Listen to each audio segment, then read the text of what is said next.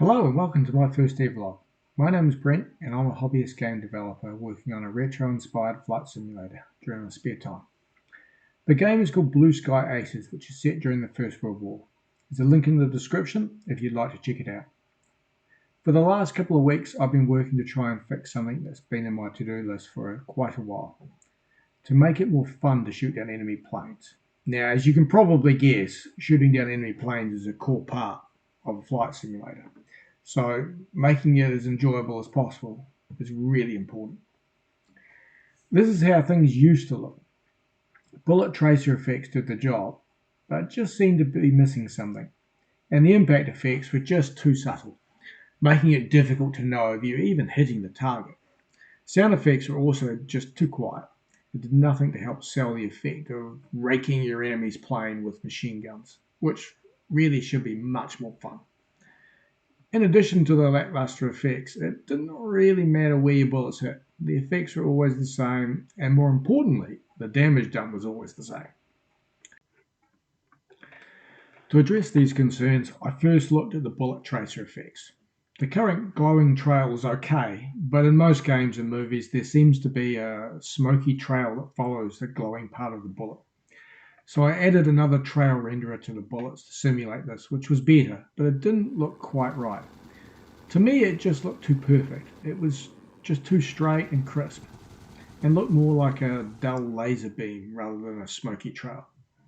To fix this, I added a bit of wobble to the trail render as it moved, which in my view looks much better, much more natural.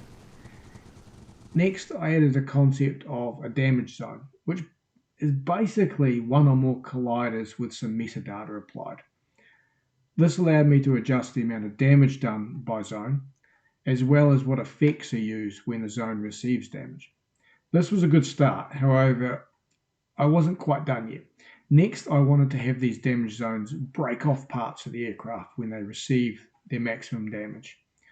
I figured that being able to shoot off an aircraft's wings or other parts would just add that extra satisfaction to a victory. And here you can see some clips of the finished result. I really liked how the tracer bullets look, and it makes it much easier to work out where the bullets are actually hitting the target, which in turn makes shooting targets at high deflection angles much easier. The bullet effects and sounds are now much more obvious, which provides more satisfaction when you score a good hit.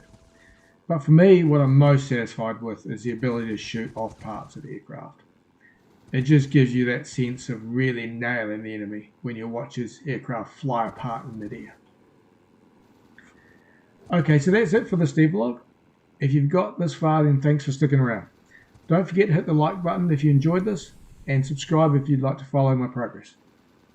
If you'd like to know more, then check out the link in the description to the game's Steam page. And don't forget to wishlist it, so you'll be notified of any updates and when the game is released.